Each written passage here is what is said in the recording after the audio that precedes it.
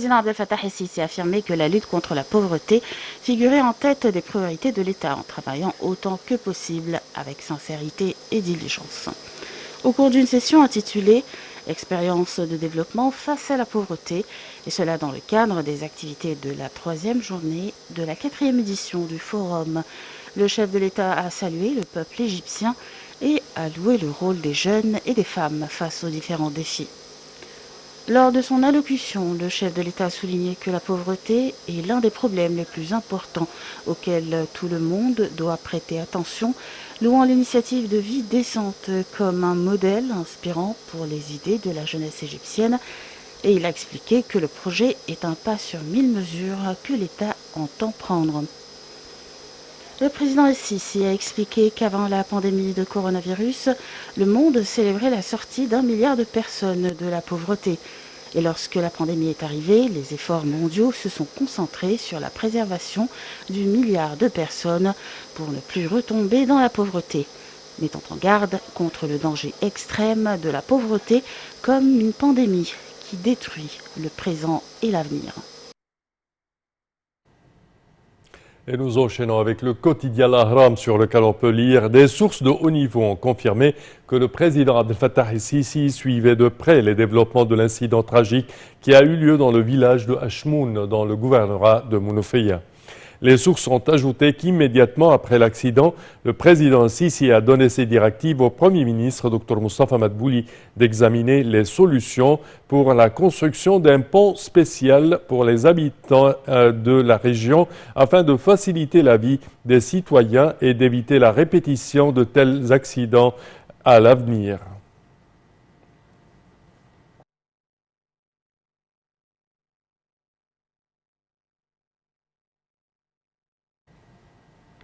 Et nous enchaînons avec le quotidien Akhbar el-Youm. La première dame d'Égypte, Mme Intisar el-Sisi, a exprimé son plaisir avec les performances qu'elle a vues sur le théâtre de la jeunesse du monde, où les talentueux de toutes les parties du monde se sont réunis à Sharm el-Sheikh dans un message confirmant que ce qui rassemble l'humanité est plus que ce qui les sépare, et que les arts peuvent jouer un rôle important dans l'établissement des règles de coexistence.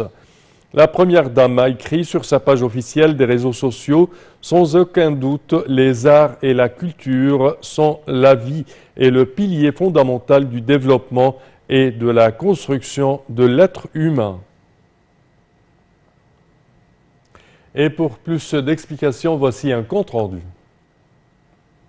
Avant de donner le coup d'envoi de la 4e édition du Forum, le président Abdel Fattah el-Sisi a déclaré que le Forum était devenu une plateforme de dialogue entre les jeunes et un outil pour échanger les visions entre les pays du monde entier, surtout à ce moment décisif de l'histoire humaine qui nous oblige à prendre conscience de l'importance du dialogue et à gérer les différences entre nous. Le chef de l'État a souligné que l'humanité ne pouvait surmonter le défi de sa survie et ses crises actuelles que par la sincérité des intentions, la fin des conflits, la gestion de la différence et le travail. Des jeunes de différentes nationalités venus de 196 pays ont été invités à échanger leurs expériences et leurs points de vue durant les 4 jours du Forum. Cette nouvelle édition s'est focalisée sur 3 axes principaux, à savoir la paix, le développement et la créativité. Le Forum mondial de la jeunesse a réuni un large éventail de participants, des chefs d'État et de gouvernement, de jeunes dirigeants internationaux, des jeunes inspirants dans... Et nous interrompons, chers téléspectateurs, bonjour l'Égypte, pour vous transmettre en direct les activités du Forum mondial de la jeunesse avec sa 4e édition aujourd'hui, dernière journée. Et au cours des activités attendues, une promotion, nouvelle promotion de l'Académie nationale pour la formation des jeunes cadres. Voyons ensemble.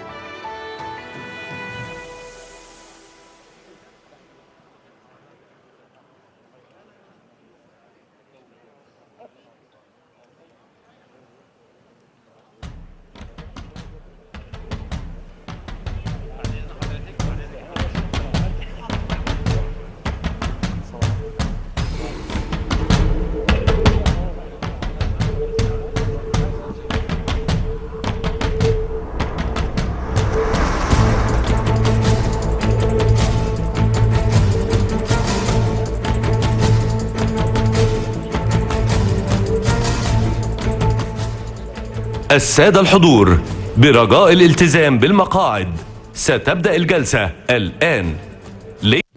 Mesdames et messieurs, prière de prendre place. La séance va commencer dans quelques instants.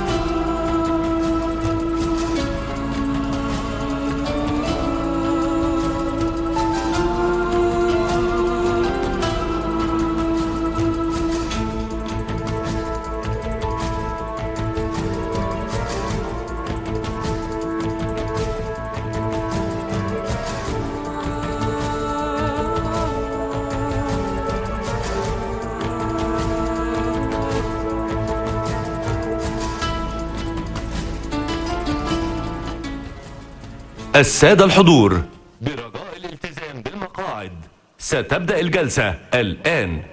Ladies and gentlemen, please remain seated. The session will begin now. Prendre place, la séance va commencer dans quelques instants.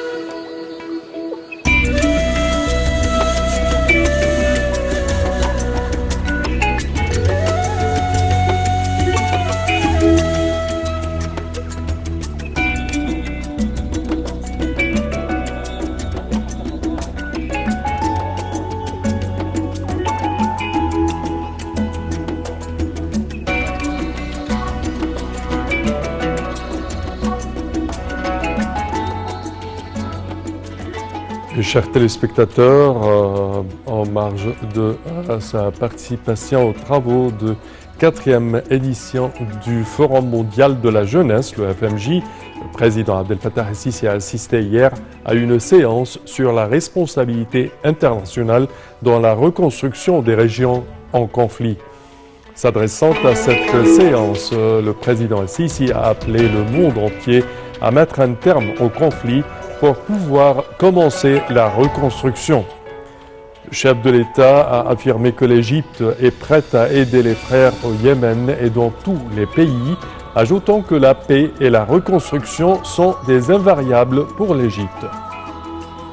Le président el-Sisi a assuré le plein soutien du Caire à l'UNRWA, l'UNRWA dans sa mission en vue de la reconstruction de Gaza. La séance a abordé également la situation des réfugiés qui souffrent des conséquences des conflits en cours dans leur pays.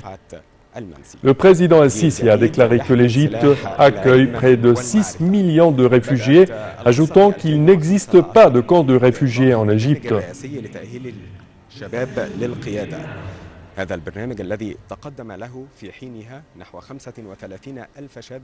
Et le chef de l'État, chers téléspectateurs, a eu hier une réunion avec les partenaires en développement toujours en marge de sa participation aux travaux du Forum mondial de la jeunesse, le FMJ, en sa 4e édition. Lors de cette réunion, le chef de l'État a appelé les partenaires internationaux à aider l'Afrique, ajoutant que l'Égypte est prête à construire de vastes infrastructures dans le continent. El-Sisi a ajouté que l'Égypte est aussi disposée à offrir ses expertises aux pays africains dans le domaine de la construction des infrastructures, des écoles et des universités. Le président El-Sisi a noté que l'Égypte a l'habileté de produire des vaccins anti-coronavirus. Et en ce qui concerne l'énergie renouvelable, le président Abdel Fattah el-Sisi a déclaré que l'Égypte va installer un réseau d'énergie renouvelable dans quelques années. Le président el-Sisi a eu également un entretien avec un nombre de journalistes accrédités en Égypte.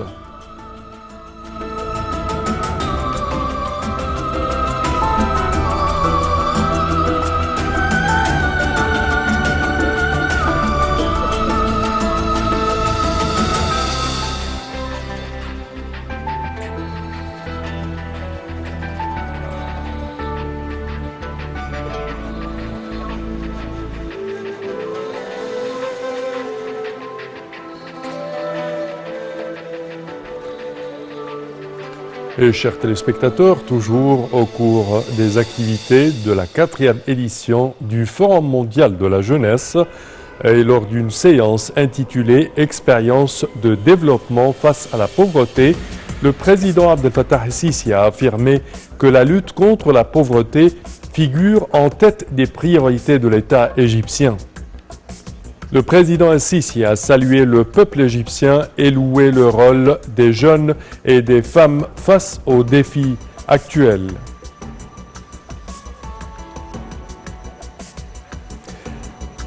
Et en marge de sa participation aux travaux de la 4e édition du Forum mondial de la jeunesse, le président Abdel Fattah el-Sisi a assisté hier à une séance sur la responsabilité internationale dans la reconstruction des régions en conflit. S'adressant à cette séance, le président el-Sisi a appelé le monde entier à mettre un terme au conflit pour pouvoir commencer la reconstruction.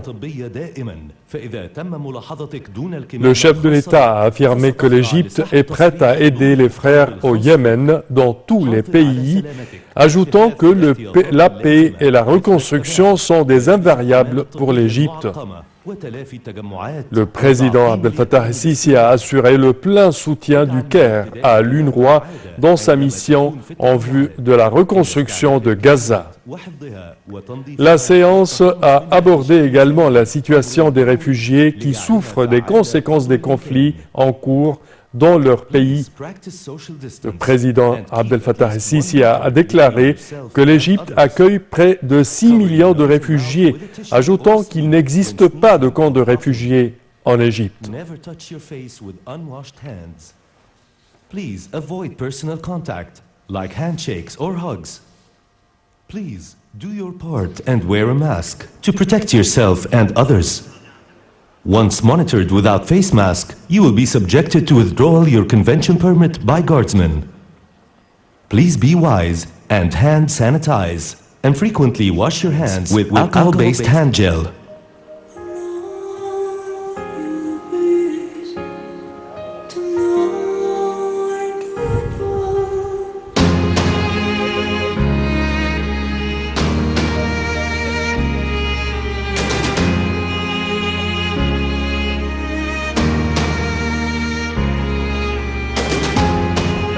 Et il est à noter, chers téléspectateurs, que le président Abdel Fattah el-Sisi a eu hier une réunion avec les partenaires en développement, toujours en marge de sa participation aux travaux de la 4e édition du Forum mondial de la jeunesse, le FMJ.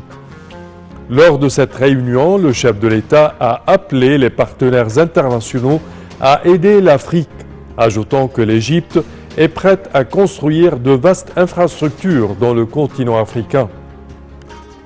Le président el-Sisi a ajouté que l'Égypte est aussi disposée à offrir ses expertises aux pays africains dans le domaine de la construction des infrastructures, des écoles et des universités.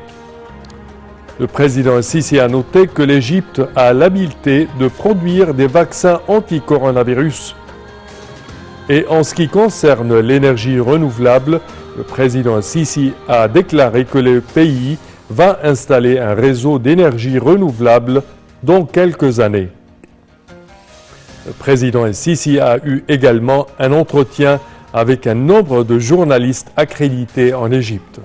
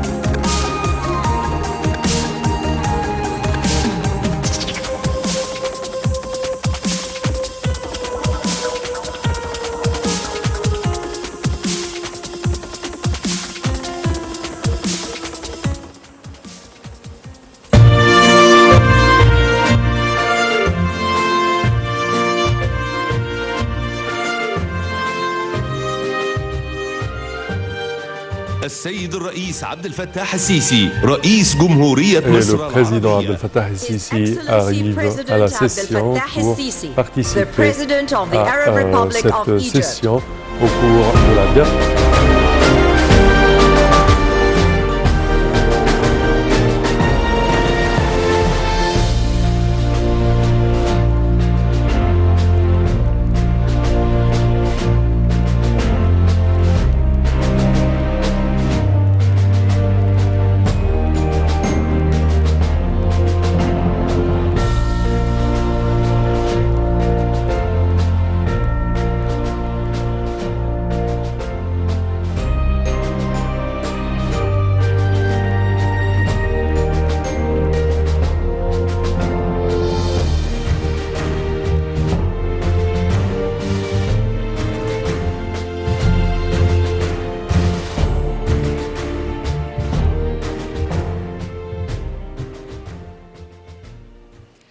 السيد الرئيس عبد الفتاح السيسي رئيس جمهورية مصر Your Excellency, Mr. President Abdel Fattah el-Sisi, our dear guests, ladies and gentlemen, what we write today is the history that we read tomorrow. And the young people of today are the way we can actually explore the horizons of the future.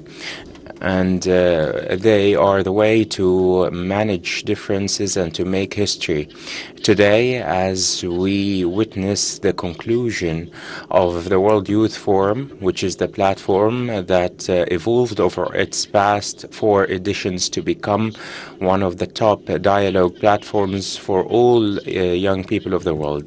During the days of the forum, there were many discussions and dialogues in the different rooms and halls.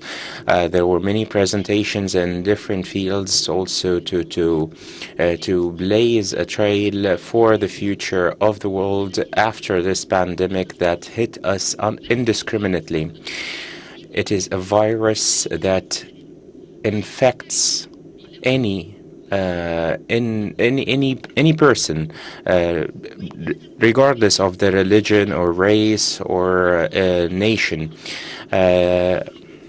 This pandemic imposed the rules of social distancing on us, but it did not prevent us from holding this World Youth Forum. Now we will listen from Victoire Tukubadikabi, the Prime Minister of Togo, and Gerd Miller, the Director General of the United Nations Industrial Development Organization, UNIDO.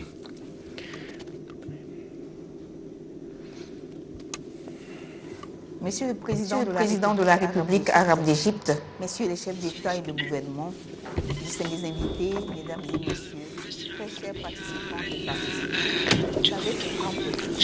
Dear guests and participants, it gives me pleasure to speak on behalf of the President of Togo, Faure Gnassingbe, on the occasion of the 4th edition of the World Youth Forum.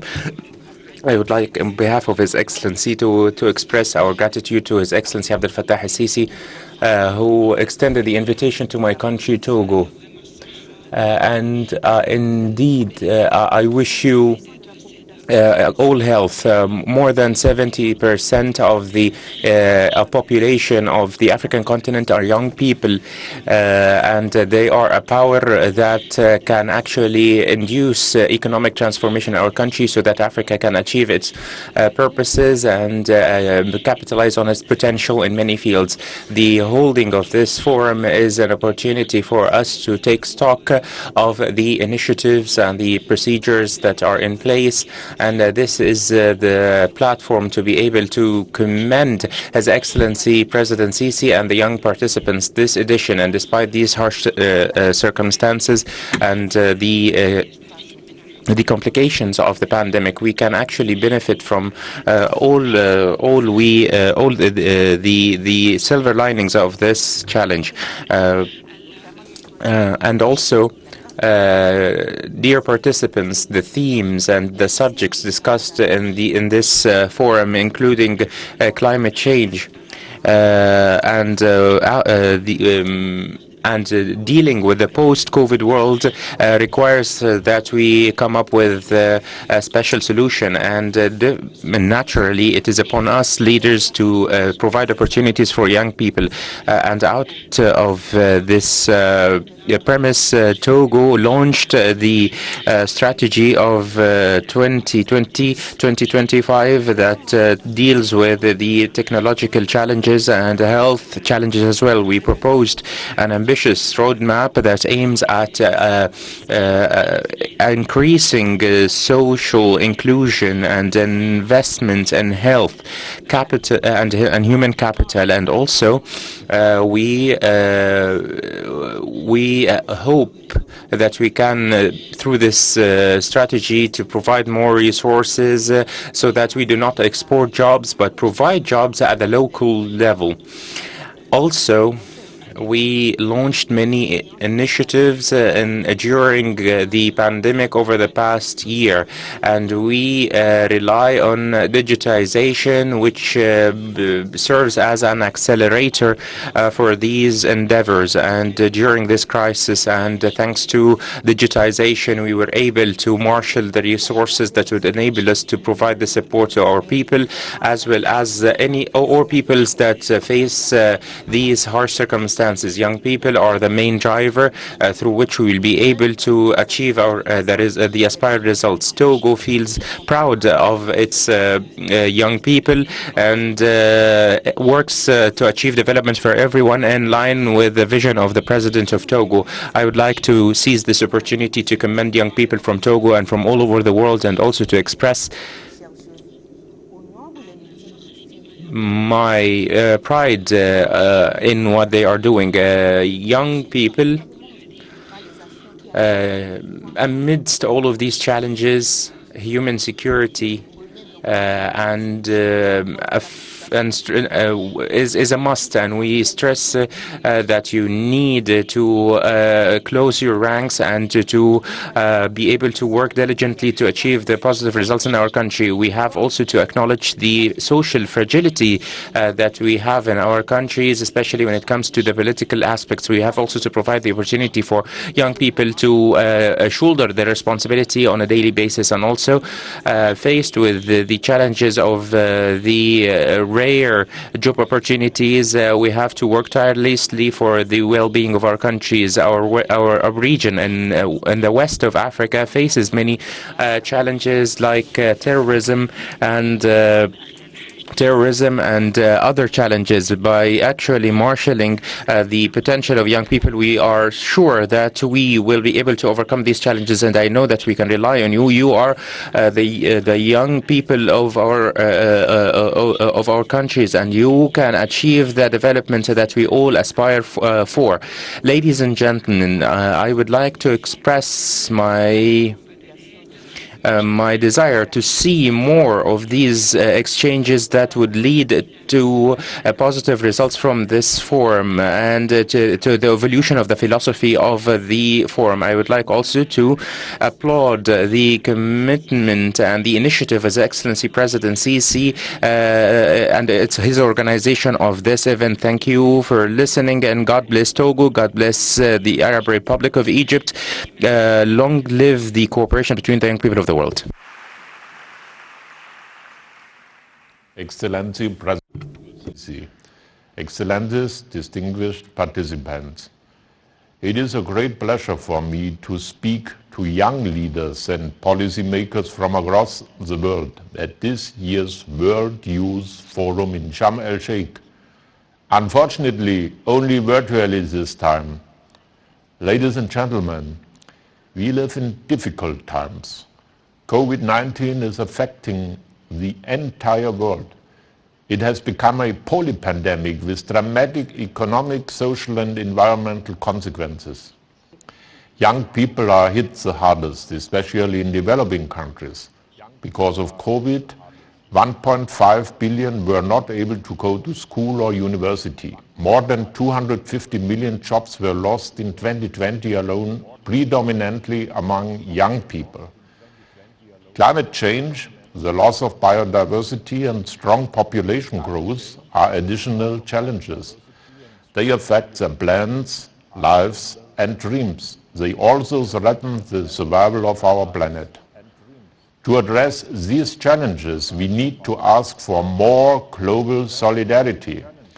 It is not acceptable that a few countries are hoarding vaccines for a third and fourth booster, while, for example, in Africa, only about 8% of the population has been fully vaccinated. We can only win the fight against the pandemic if we all work together. We also need a renewal of solidarity between current and future generations. Secretary General Guterres called for this in our common agenda. The international community knows what must be done. We must implement the Agenda 2030 and the SDGs, the Paris Agreement, the Convention on Biodiversity. And we can do it. We already have the necessary technologies and the knowledge to end the COVID pandemic and fight other threatening diseases, to successfully address climate change, to create good jobs for today's and tomorrow's youth. But we have to change our approach.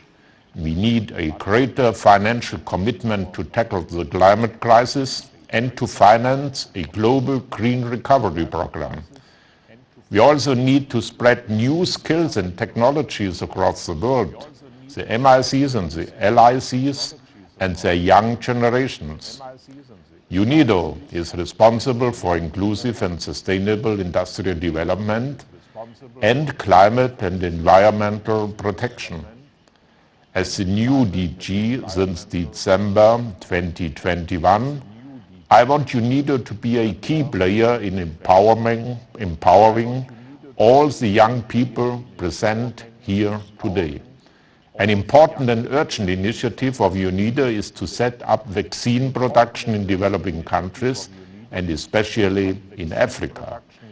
UNIDO will also intensify its work with young agro-entrepreneurs in rural areas to develop processing industries and create fair and green value chains. We are active in Luxor, in Upper Egypt, for example. Through its ITPOs in Bahrain, in Germany, Nigeria, or in Japan, UNIDO also promotes global technology transfer and facilitates investment into green industries and into innovative and digital business startups. Up until now, UNIDO has supported more than 1 million youth worldwide. They learn to invest, innovate, and grow as employees and entrepreneurs. Excellencies, the young people today will have to solve the problems that will affect the more than 10 billion people living in 2050. There is no sustainable future without young people. Our young people are taking ownership of their and our future. Governments, the private sector, civil society, and the United Nations need to come together to give them the power they need. With our common agenda, Secretary General Guterres proposed an ambitious plan of action to deliver on the SDGs and on our promise to future generations. Let's take action together now. Thank you, and I wish you good discussions.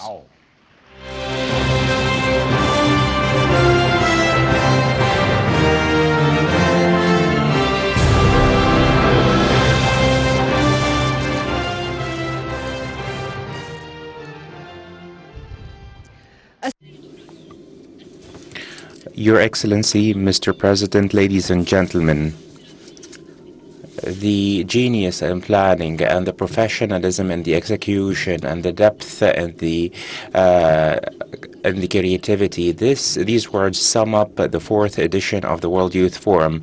The activities of the forum varied. There were panel discussions, round tables, workshops, and different other meetings. Also, the themes and the topics discussed also varied.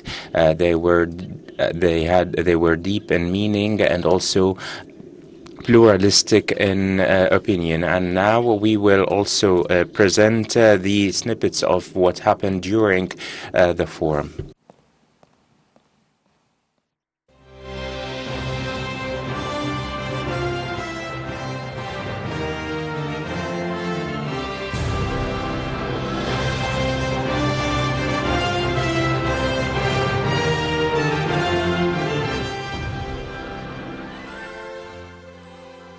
Good morning, Your Excellency, President Abdel Fattah el-Sisi, honorable delegations and guests.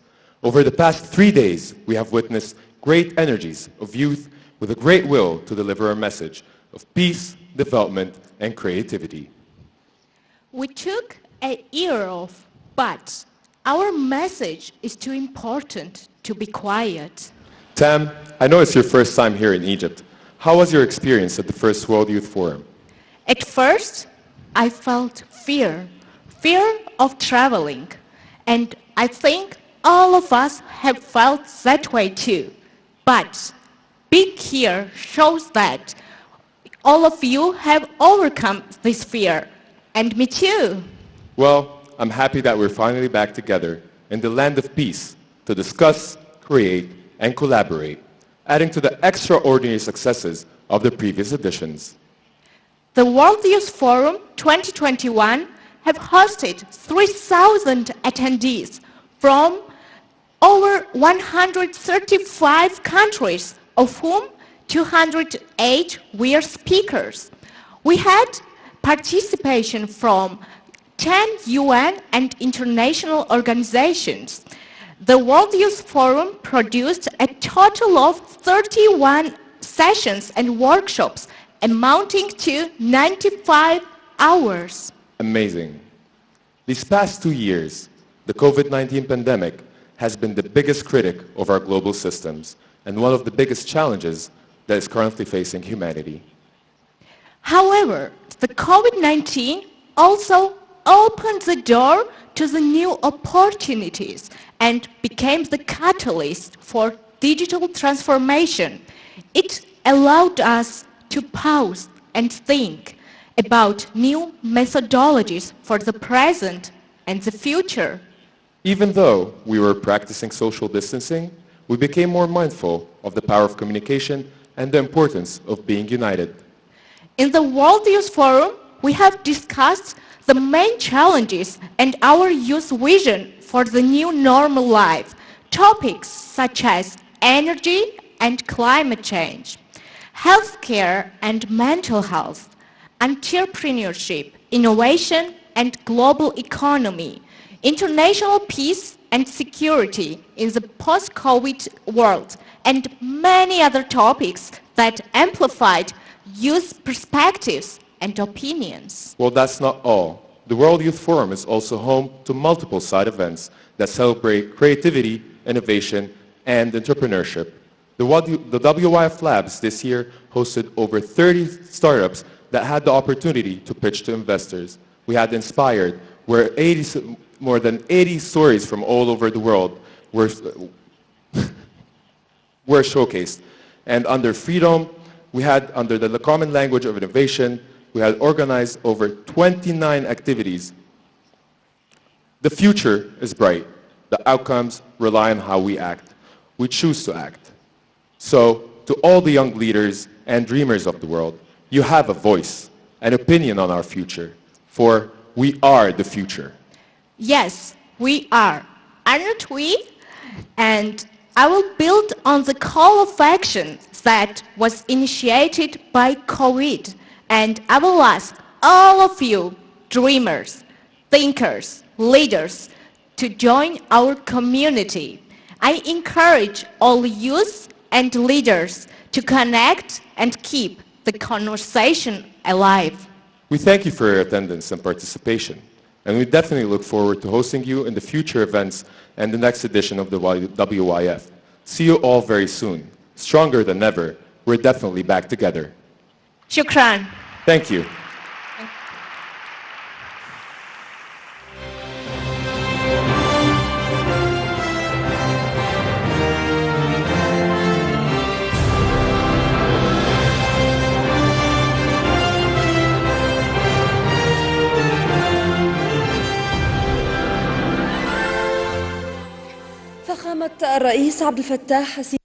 Your Excellency, President of the Arab Republic of Egypt, ladies and gentlemen, dear guests, the youth of the world, welcome to Sharm el-Sheikh. It was said that the youth are the treasure for today and tomorrow.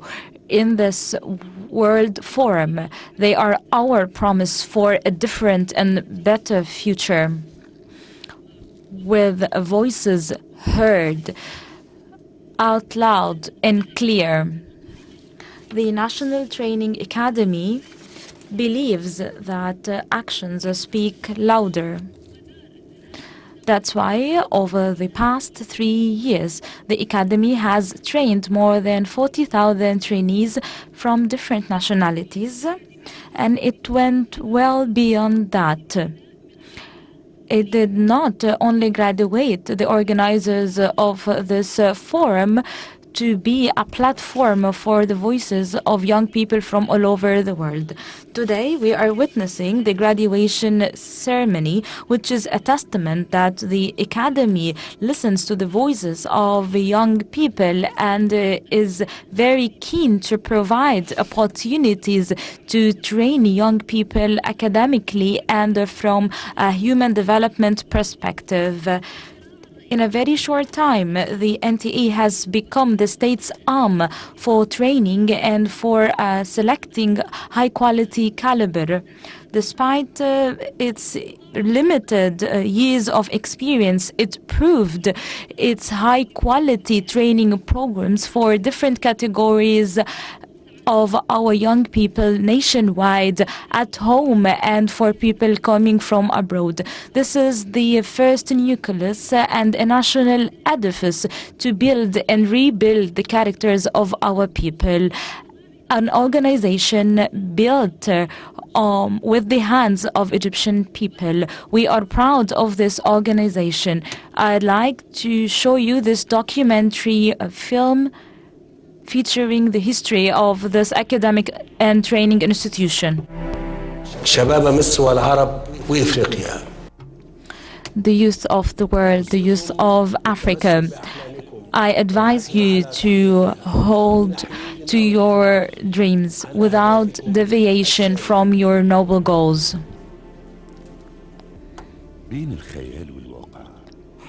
Between imagination and reality. A dream that needs dedication and determination to turn dreams into reality. Young people have dreams, but the test was hard. A new republic based on young people. This is the secret recipe. A new republic. Here we're not speaking about reconstruction, but a nation that is built on the minds and hands of our young people, upon which the future is dependent. That's why when we tell the story, we speak about the ambition of our young people who seized the opportunity and did not wait for it. The Egyptian youth is our most precious and valuable asset.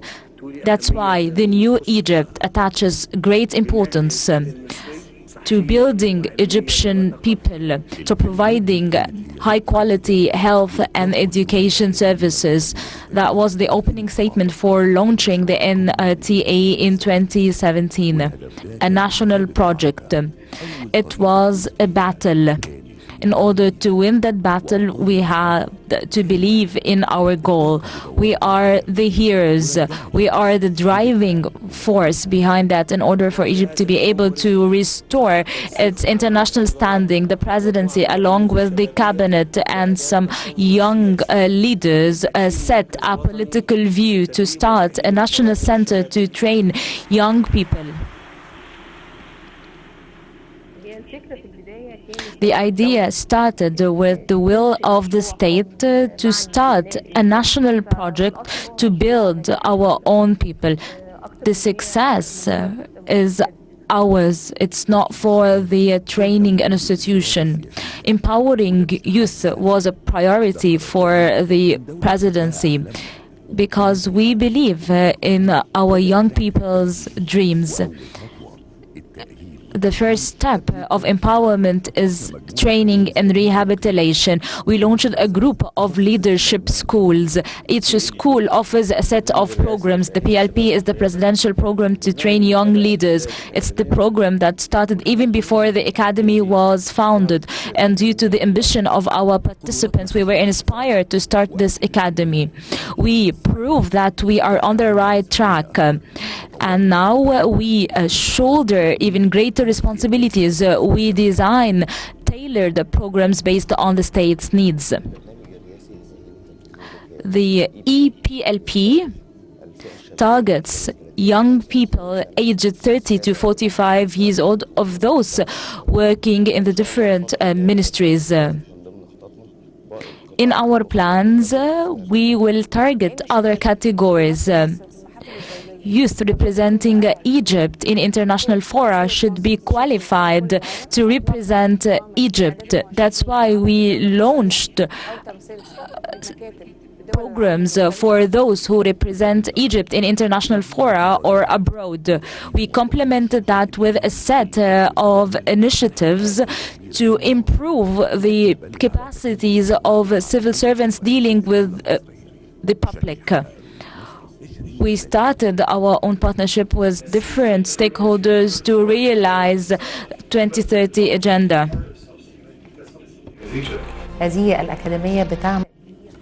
This academy works to build a high-quality caliber of our young people. Academic experience coupled with professional experience will do the trick. It's a national project that will prove its success over the few coming years. Our journey since day one started to include other means when it comes to lecturing. That was not the end. We went to pay field visits to decision makers. We also provided consultations to government institutions like Saqqara Development Center and other training centers nationwide. We are the first government organization to help restructure government entities. Our journey is different because we understand our capacities and we know that the sky is the limit, and together we can.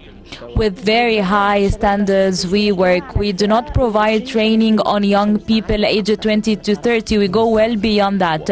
It's a very good chance. We expanded and we launched different programs for African young people. We are part of Africa and we have a major role to set programs.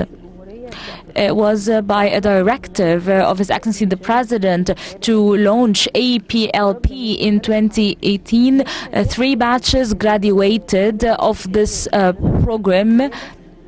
APLP is based on the ambition of having a similar program to that of the Arab program.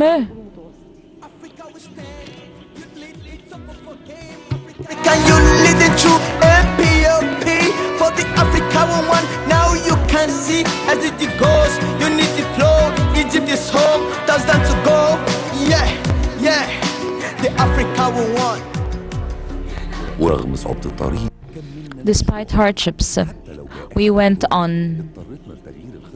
The pandemic made us adjust some plans, but we got accredited by the most important accreditation program, ACCET, which hailed this organization.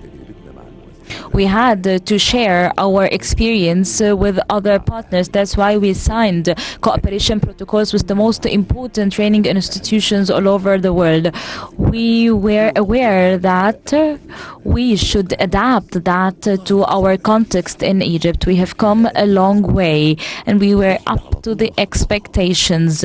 We had different milestones, witnessing our young people as governors, deputy governors, aides and assistants for ministers, with voices heard at the parliament and at the Senate. We are redrawing our future. Our country has become young again, and with the power of our young people, we will reshape our future. Listen to your young people. Share with them their dreams. Open doors. Assign executive roles for them. There is no future without our young people.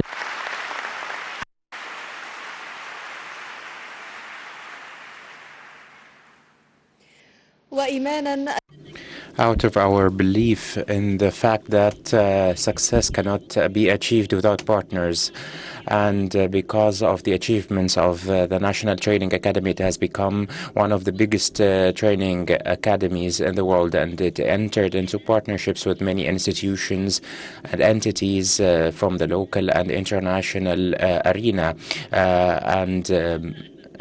Out of this, the principle of partnership, the Academy aimed at benefiting from the success stories from around the world. It relied on more than model in order to come up with a unique and to provide a unique experience in the field of training and qualifications. We will now listen to a recorded message from some of the international partners of the Academy.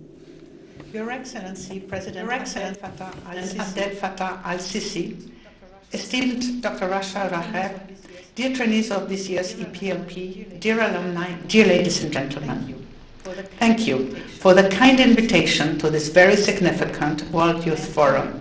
I am honored to represent the Geneva Center for Security Policy at the graduation celebration of this year's prominent executive presidential leadership program. I would like to begin by sincerely congratulating all of the EPLP trainees for their successful completion of this very demanding program.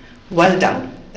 I hope that this program has substantially contributed to equip all of you to effectively navigate the leadership challenges that we all face today and in the future on local, national, and global levels. The GCSP began its cooperation with the National Training Academy 2 years ago already, in May 2019, when we signed a Memorandum of Understanding.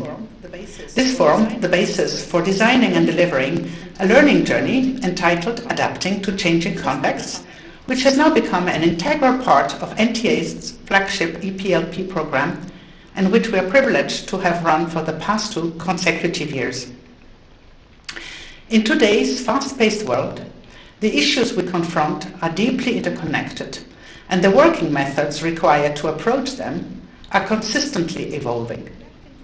The Adapting to Changing Contexts course addresses this through exploring the security implications of emerging issues and the skills required to confront this changing landscape. A wide range of topics have been covered during the course, ranging from international security today to emerging technologies and cybersecurity, human security, cooperation across boundaries, security and law, crisis management, and a particular focus on leadership and strategic anticipation throughout the course. Interestingly, one of the first simulations that trainees had to work on back in January 2020 was a pandemic case, chosen at the end of 2019, before COVID even appeared. Through our involvement with the last 2 cohorts of the Executive Presidential Leadership Program, we have worked with a total of 155 trainees. We have found them to be highly engaged and enthusiastic participants during our modules. They have demonstrated substantial knowledge and experience from very diverse domains. The questions during sessions were always relevant. Their input during group work have been very rich, innovative, and creative. Trainees demonstrated engaging teamwork skills and overall individual excellence. It was clear that natural and experienced leaders emerged during these sessions. The GCSP was also delighted to see such a high level of female participation and diversity of trainee profiles coming from different sectors, based on a rigorous, merit-based and competitive NTA recruitment process. We believe that with young leaders of the caliber of these EPLP trainees, Egypt is ready to address the challenges and take up the opportunities of this new complex, uncertain and interconnected world. I absolutely agree with His Excellency President Abdel Fattah al-Sisi when he says that youth are the key to a more stable and peaceful world. I would also like to take this opportunity to stress the importance of the highly innovative and collaborative approaches taken by both the GCSP and NTA to respond and adapt to the COVID-related challenges since March 2020. The GCSP course for NTA was designed to have residential modules over a period of several months. The first course started as planned in Cairo in January 2020, but due to the COVID-19, subsequent modules had to be rapidly adapted to continue into a fully virtual format. This year's cohort started in a virtual setting, and we finally were able to move back to a residential delivery in Cairo for the crisis management modules in August. This was especially important for running the simulation that was tailored to the Egyptian context. The NTA staff and facilities were ideal and highly flexible, both with the complexity of running 6 parallel teams working on the stress, as well as in ensuring that all team members had a voice and were able to explore crisis management in a productive and safe environment. We are thrilled that together the GCSP and NTA transformed the challenges provided by the protracted COVID crisis into new opportunities, improving further the design and facilitation supported by the latest technology to deliver state-of-the-art virtual and hybrid modules. On behalf of the GCSP team involved in this program, I would like to sincerely thank Dr. Racheb and the NTA team for this very fruitful cooperation and to wish the freshly graduated course participants great success for their future careers. I am convinced that as young leaders, you will play a critical role in working together to make this world more peaceful again. Thank you. Mr. President of the Republic of Egypt, distinguished members of the Egyptian government and parliament, Mrs. Executive Director of the National Training Academy, Director of the World Youth Forum, ladies and gentlemen, representatives of the diplomatic corps, ladies and gentlemen, representatives of the world's youth. In January 2019, a memorandum of understanding between the National Training Academy and the École Nationale d'Administration, now the Institut National of Public Service, which replaced the ENA, was signed. Then, between March 2019 and March 2021, through a project of an intense cooperation between the two schools, took place. I had the chance and the honor to participate in it by bringing my experience in human resource management in public administration, experience that I had acquired in various management positions in central administration. I also had the privilege of being a member in various selection panels. I thus had the opportunity to work on several occasions with Egyptian administration executives. First, during NTA exchange visits, which took the form of capacity building workshops for NTA General Administration in Paris. These workshops were attended by nominated NTA staff members from different managerial and supervisory levels, together with program officers. They were held in ENA in France as part of a successful exchange visit. Secondly, within the Executive Presidential Leadership Program open to public servants, I had participated in several exchange sessions on human resource management in the public administration here in Egypt.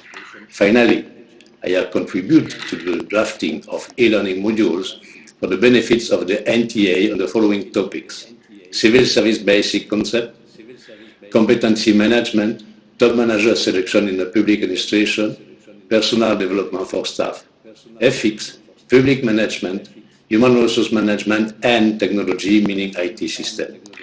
The discussion topics were mainly the following: the competency-based approach, which clearly highlights the needs of the administration in terms of skills needed on one hand, and resources on another hand, organization, budget, statute, and finally, human resources. The quality and the high intellectual and moral level of the administrative elites are an essential condition of a good administration to serve its citizens. The public service must be attractive, but also demanding for its executives. They are the actors and the responsible person for its performance. The effect of this topic seems to take on even more importance in the context of a health crisis that we are experiencing today. The administrative elite must lead and accompany the transformation of our administrations to meet the needs of the country for the best results for the benefit of citizens and at the least cost for taxpayers. To guarantee its performance, its capacity to evolve, especially in time of digital transformation, the public service must attract young people. Public administration must be a good employer and promote its own civic values, social dialogue, benevolence, performance, many approaches and good practices that will attract young people. They will bring their enthusiasm, their education, their motivation, and a sense of commitment for serving citizens. These are the ambition of human resource management in public administration that we have together. They are demanding, but we are ready to meet the challenges, to work on them again and again. I have shared them with the executive of this country, and their membership does not leave me in doubt. I remain at their disposal to go even further and tirelessly pursue to contribute to the transformation of our public administration. Thank you very much. Hello, ladies and gentlemen. This is Howard Cho of the National Human Resources Development Institute in Korea. It is my great honor and big pleasure to be able to participate in your blessed graduation ceremony and World Youth Forum. I would like to express my deepest gratitude to His Excellency, President Abdel Fattah al-Sisi, and many friends in Egypt for their effort that make this possible. Korea's NHI and Egyptian government have been collaborating with each other in various ways for a long time. Together, we have developed and operated a variety of curricula and have had active people-to-people exchanges, which without a doubt have been a great asset to the development of the corporate relationship between our two countries. Personally, I remember 2 online lectures that I delivered last year to some of your great civil servants in Egyptian government. As we all might know, we are all going through very difficult times these days as members of the global community. If it wasn't for pandemic caused by the coronavirus, I believe we would have been able to meet together in person, sitting together and possibly share warm meal and have more close and friendly conversations. What kind of administrative helps do our people really need to overcome these difficult times? We all know that these are difficult questions to answer. However, one thing for sure is that public officials are the ones who have to put the most sustainable effort to pass on a better nation to the next generation in the face of increasingly complex international relations and dynamics. If I could only give you one message through this speech as a professor, my message is very simple. Please put the people of Egypt at the end of everything you do as a civil servant. At the end of your decisions and administrative judgment, I hope you never forget for a moment that there are people who will be affected by that decision, and that they are none other than the people of Egypt. In other words, if someone asks me, what's the most important competencies are to have as a respected civil servant, my answer is very clear and simple. The most important competency as a civil servant will be answered by the ability to understand the people who will possibly be affected by the outcome of your work as a civil servant. Please look at all situations from the perspective of publics, the customer who is the beneficiary of your administrative services, not from the perspective of the provider of administrative services. The more the views of the Egyptian people you love are reflected in your policies, and the more the voices of Egyptian people are included in your policy-making process, the more trustworthy your policies will be. I wish every one of you graduate all the best in your future as respected civil servants. As your friend and as a scholar, I'll be with you in every way I can, as will the NHI Korea and the Korean government. Thank you very much. Shukran Gazilan.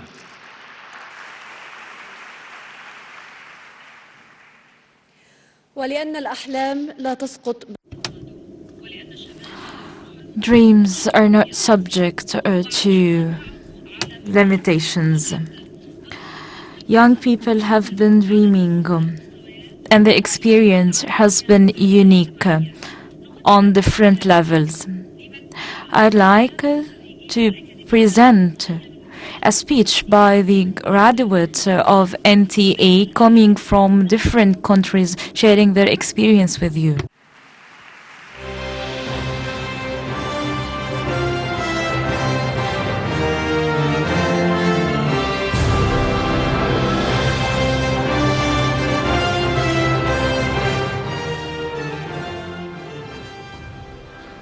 السيد الرئيس عبد الفتاح Excellency President Abdel Fattah al-Sisi, ladies and gentlemen, I'm honored to be here among you today. My name is Dina Hassan, EPLP graduate. A new hope, a new aspiration, a new ambition to build a better future with more professionalism. That was a dream to join the NTA, a national project to build our own character, to train different age groups.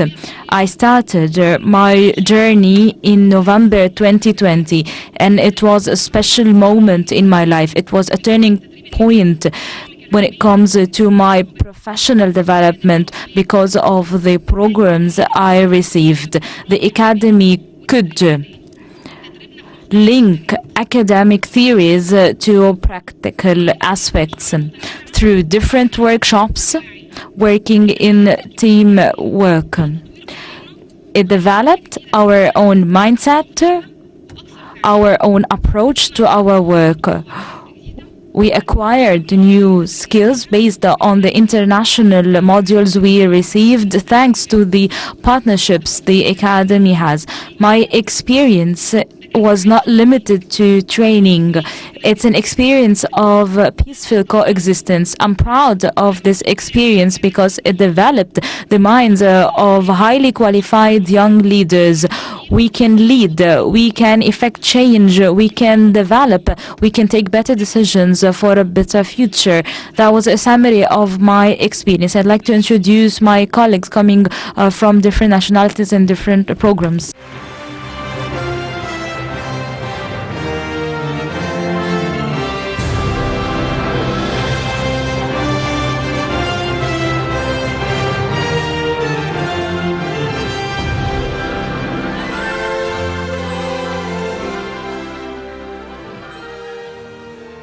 Your Excellency, President Abdel Fattah al-Sisi, President of the Arab Republic of Egypt, esteemed and distinguished guests, ladies and gentlemen, I am Hatem Amir, a proud Egyptian and graduate of the Executive Presidential Leadership Program, EPLP.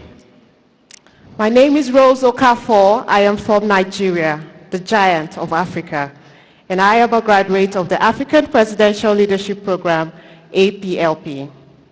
I'm John Yohannes from the land of great abundance and Eden of diversity, South Sudan, an APLP graduate.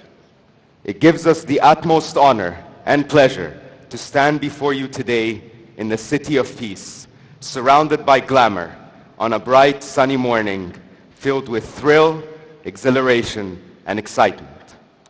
Allow me, Your Excellency, to begin by cordially extending our sincerest and heartfelt gratitude and gratefulness for your sustainable support. Now what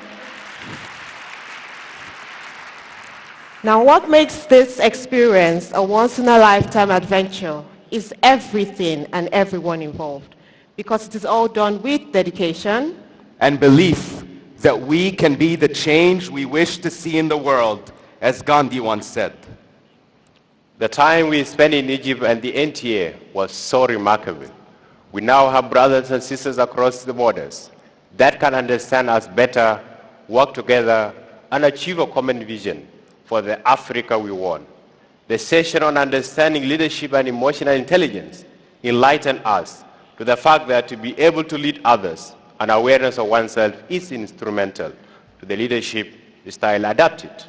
We had simulation on conflict resolution, distribution and management of resources across nations within the African continent. Quite distinctive, one might think. As an engineer, I'm able to do and train young people on peace building and reconciliation. The NTA, simply put, is an extraordinary educational and training institution.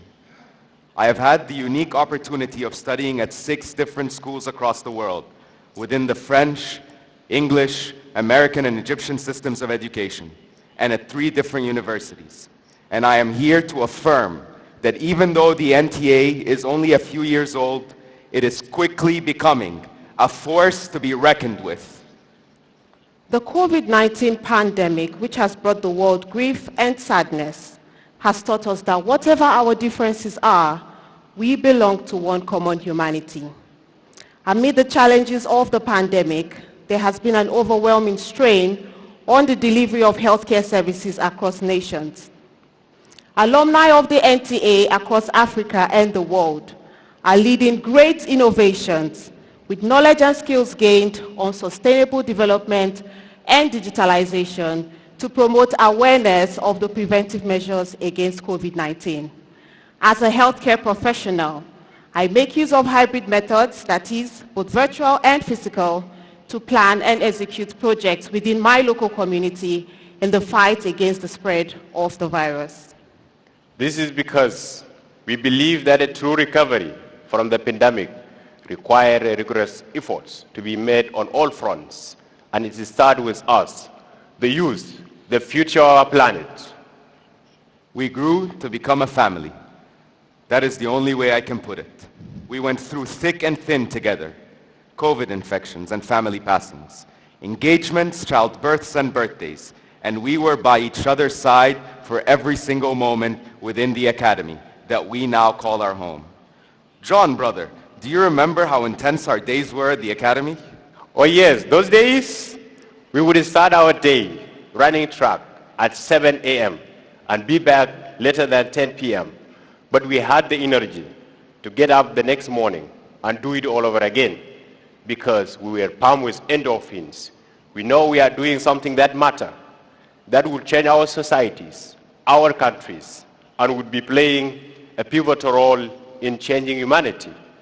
However, it wasn't all hard work. Rose, what did we do for fun? We traveled together, attended plays and concerts.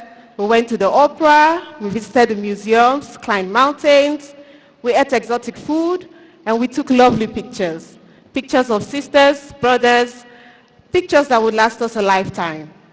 Now let's go back to the lab for some serious work. Hatem, can you please take us down memory lane one more time? We were constantly engaged with daily quizzes, both online and offline, to group projects and implementing firsthand, practically, everything that we learned on actual issues that face society through our diverse training sessions. During our journey, we were sent into the field to practically implement all that we have learned. This unique experience gave us sight on how the daily routines of leadership would take, the obstacles they would face, and how to overcome them. We were trained directly by the governors and deputy governors. I learned firsthand in the field how the local government works, and because of the NTA's hands-on experience, I expanded my horizon. We brainstormed and presented creative ideas and innovative solutions, and in several instances, they were implemented. If that is not empowering the youth, then I do not know what is. Youth of the world, please raise your right hands with me. Standing here today, we make a pledge before Your Excellency, reaffirming our commitment to promoting peace, equality, and respect for one another.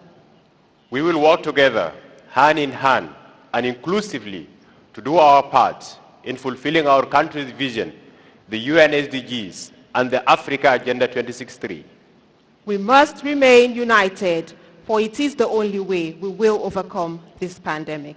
Achieve the Africa we want, stop global warming, end hunger, empower equality, and come back stronger than ever.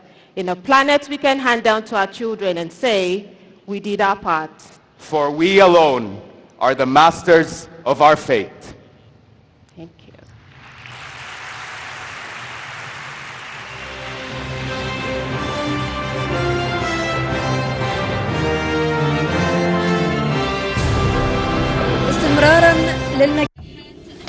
Building on the massive successes achieved by the National Training Academy over the past years, the Academy had many achievements nationwide, and it went well beyond that. It went to earn the trust of its partners.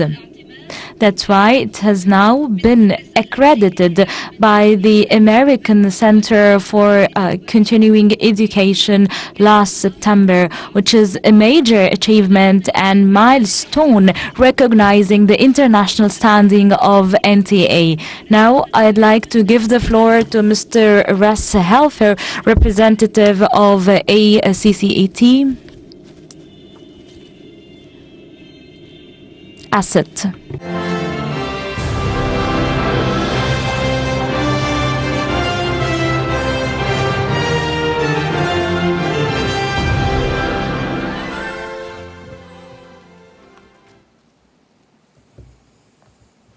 His Excellency, Mr. President, distinguished guests, NTA staff, alumni, youth of the world, what a proud day for NTA.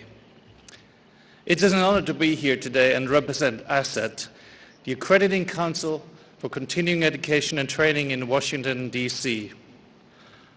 Our mission is to inspire and promote quality-oriented continuing education and training worldwide. By establishing standards and a rigorous accreditation process, we seek to identify, evaluate, and enhance the delivery of continuing education and training. ASSET has been officially recognized by the United States Department of Education since 1978. We are a reliable authority of the quality of the education that all of our institutions offer. ASSET's motto is Partnership for Quality. Nelson Mandela famously said, "Education is the most powerful tool we can use to change the world." As we gather here at the World Youth Forum and at the NTA graduation ceremony, I'm reminded of the importance of quality education in preparing our global youth to become the next generation of leaders, policymakers, and even heads of state. Quality education provided by quality institutions, or quality human factories, as Dr. Rasha likes to call them. The accreditation process is designed for institutions to meet or exceed a certain set of standards. Standards that are again recognized by the United States Department of Education. In 2019, Dr. Iman and her fantastic team at NTA attended an ASSET accreditation workshop in Washington, D.C. Soon after, NTA's application for initial accreditation was accepted, and the team started the lengthy process of going through initial accreditation. In October of last year, an ASSET team conducted a 2-day virtual visit to NTA. I am happy to tell you that the visit went really well. The team found that not only did NTA meet all of ASSET's 32 standards and substandards, they actually exceeded 16, including professional relationships, educational goals and objectives, program and instruction materials, facilities, qualification of instructional personnel, supervision of instruction, and, very importantly, student satisfaction, and many more. The ASSET representative on the visit noted that in her 20 years of experience, NTA is only the second institution that has completed the initial accreditation process without any weaknesses. Another team member noted that we should take the NTA model and apply it to other organizations and institutions, based on what NTA had achieved in such a short period of time.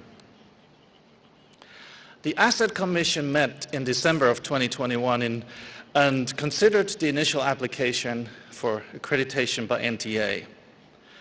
After careful deliberations, the ASSET Commission voted to grant NTA initial accreditation for 5 years, which is the maximum allowed time.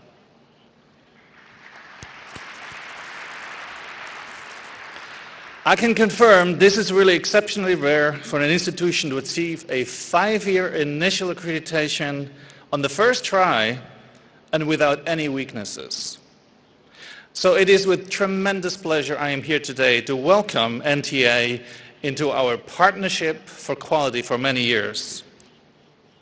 On behalf of ASSET, our leadership and staff, as well as the ASSET Commission, I congratulate NTA for completing the initial accreditation process in such an outstanding manner.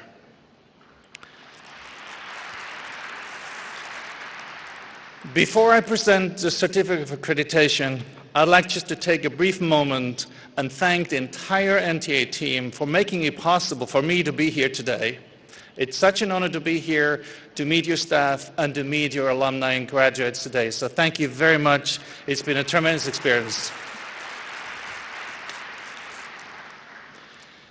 It is now my honor to present the 5-year Asset Certificate of Accreditation to His Excellency, President Abdel Fattah al-Sisi.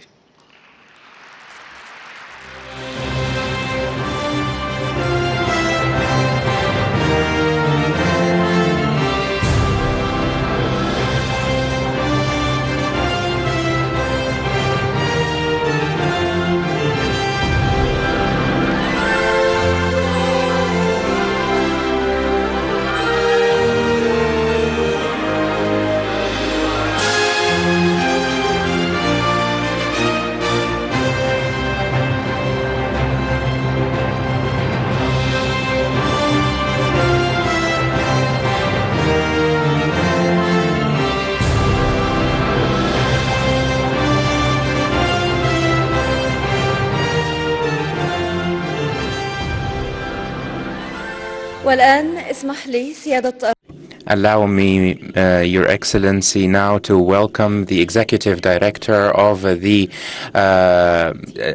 National Training Academy, to speak, Dr. Rasha Raghib, to speak more about the achievements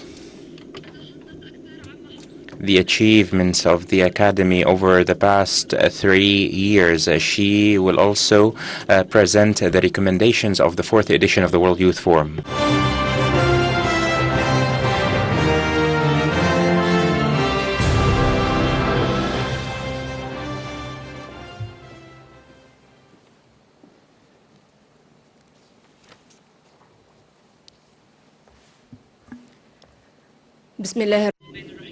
In the name of God, the merciful, the compassionate, peace be upon you.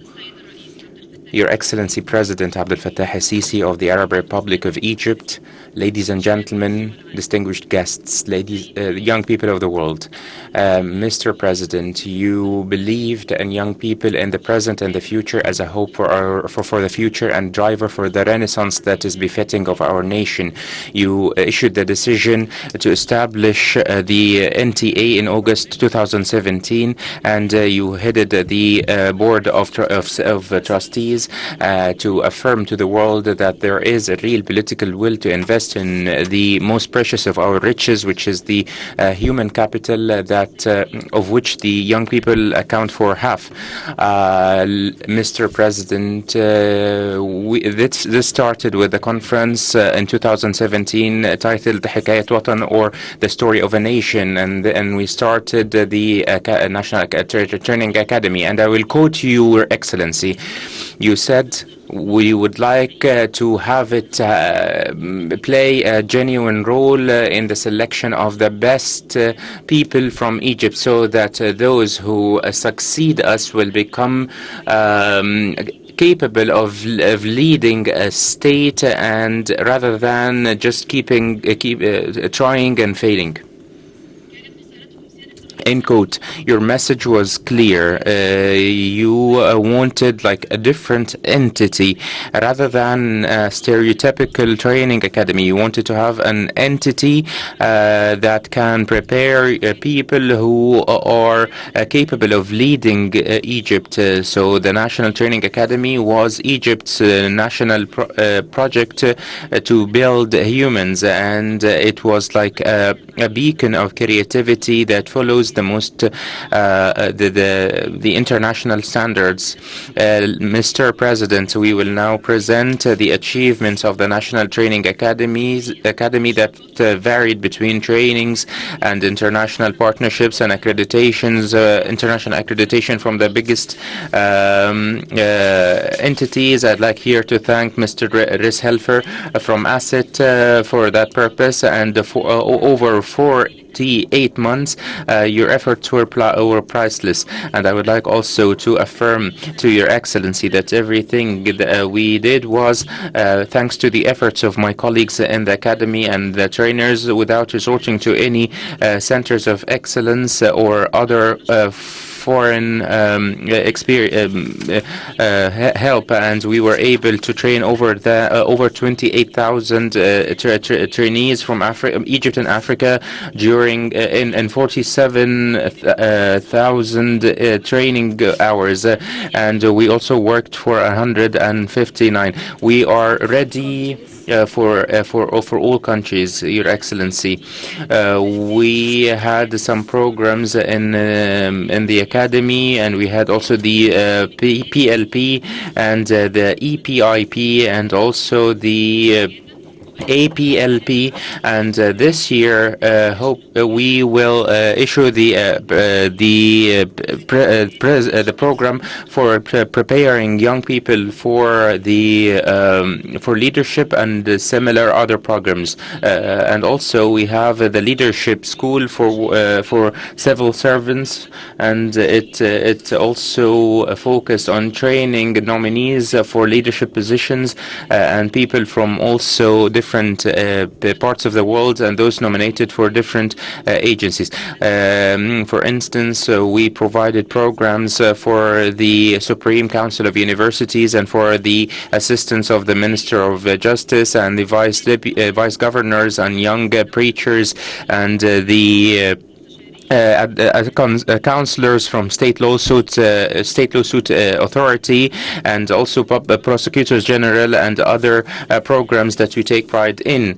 When the COVID-19 pandemic happened and affected all aspects of life, we were able to adapt through a number of procedures. We issued the e-platform for interactive learning in April 2020 to provide many digital platforms to do this educational role and to continue that this training role continues during the pandemic. And there were over 116,000 training hours on this platform.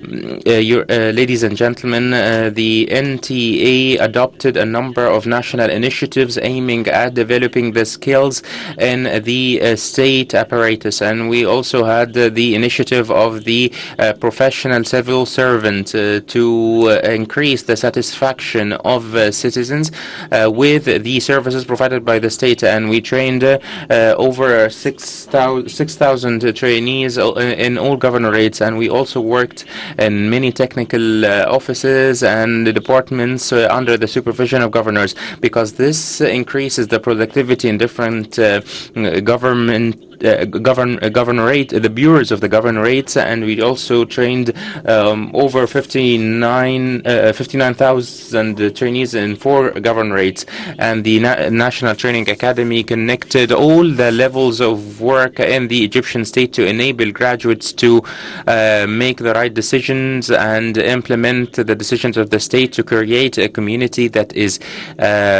aware and responsible. Mr. President, ladies and gentlemen, the NTA is also proud to have provided services to a number of consultative services, like to the Ministry of Local Development through the development of Saqqara Center, and also we are still working to make this center a training institution and at the highest levels.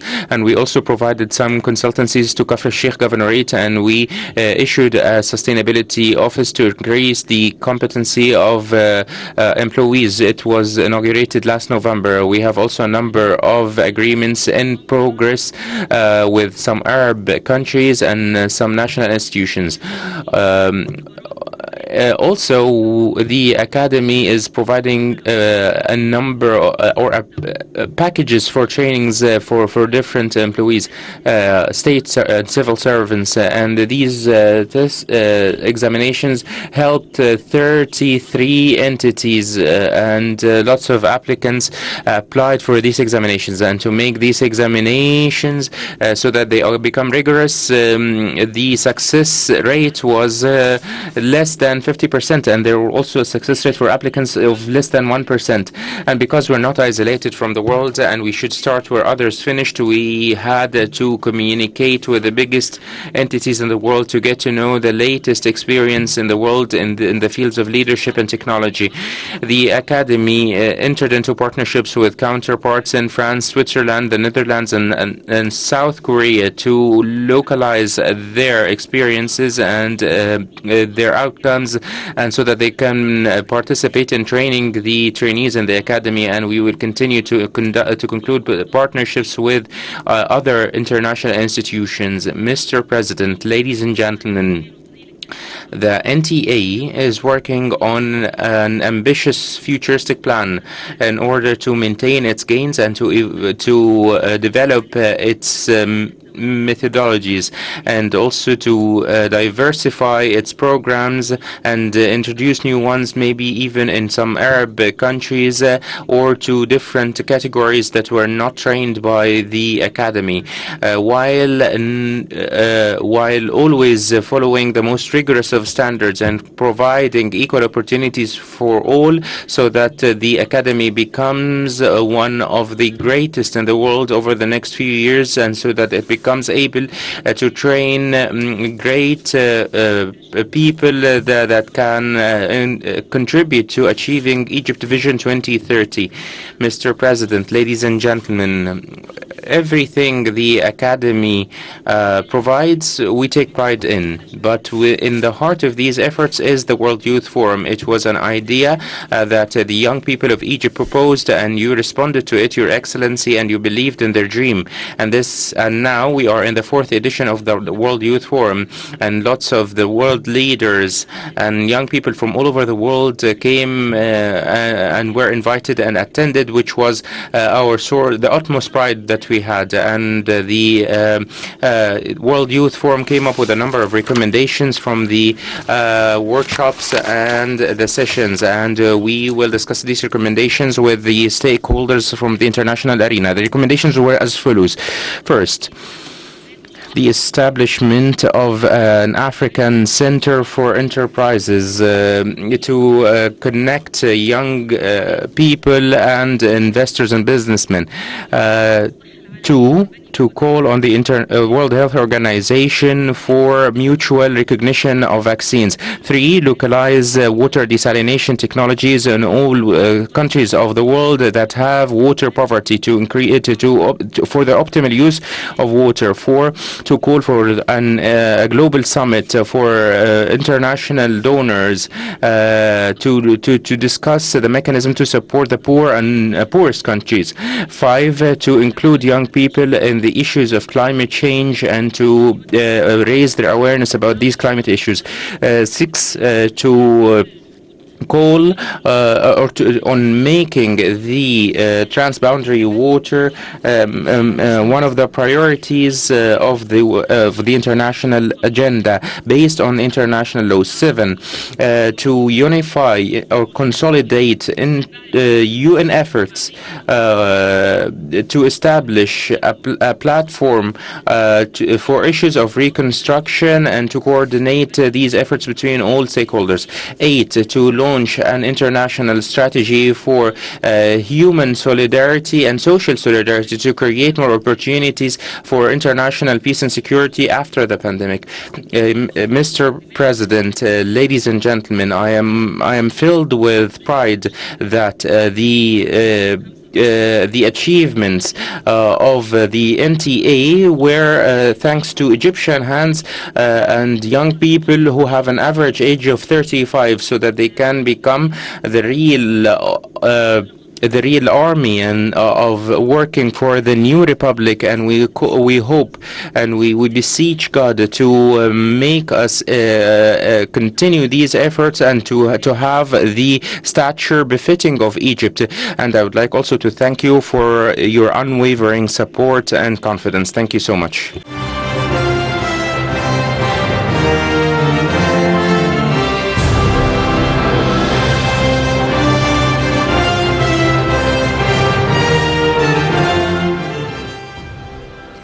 والآن فليتفضل السادة خريجي Now, I would like to call upon the graduates of the National Training Academy to come to the stage to take a family photo.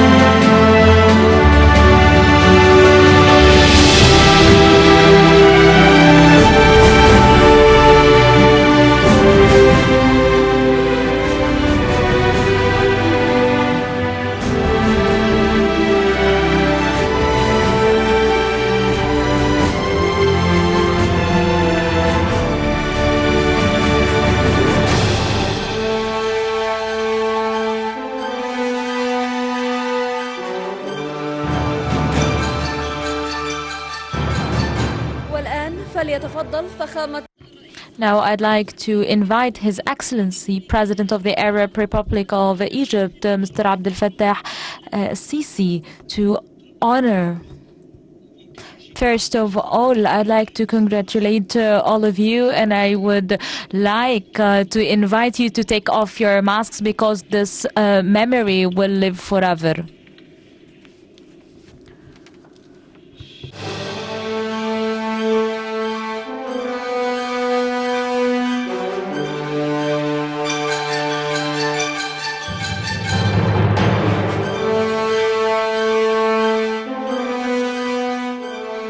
المهندس المعماري عمر سيف الله. Engineer Omar Saif Allah. Newton Laureate, UCL London. Assistant Lecturer at the Faculty of Engineering. Architect Engineer.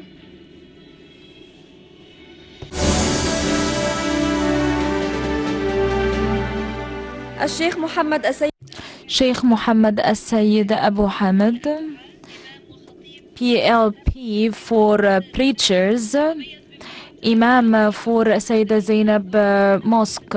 He showed great flexibility when it comes to dynamics of teamwork with other people.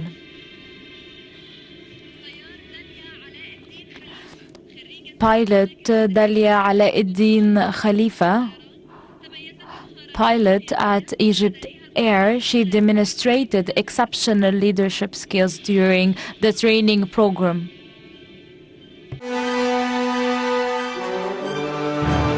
المحامي العام إمام. Lawyer Iman Samir Al-Qamari, working in the public prosecution office and one of the first female prosecutors.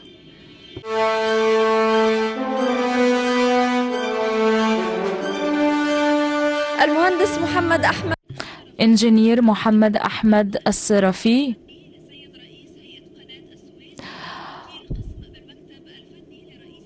Technical Office for the Suez Canal Authority. He has always been an exceptional team player during the training. Justice Shahinda Mohammed Kamal, working in the State Lawsuit Authority. She has always been passionate and engaged during the training program.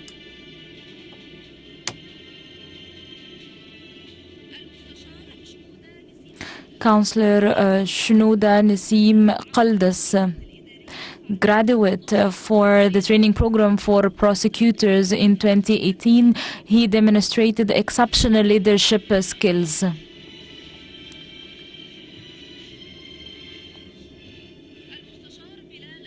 Councillor Bilad Ahmed Shamsuddin, advisor to the State Council. He demonstrated exceptional leadership and proactivity and decision-making skills.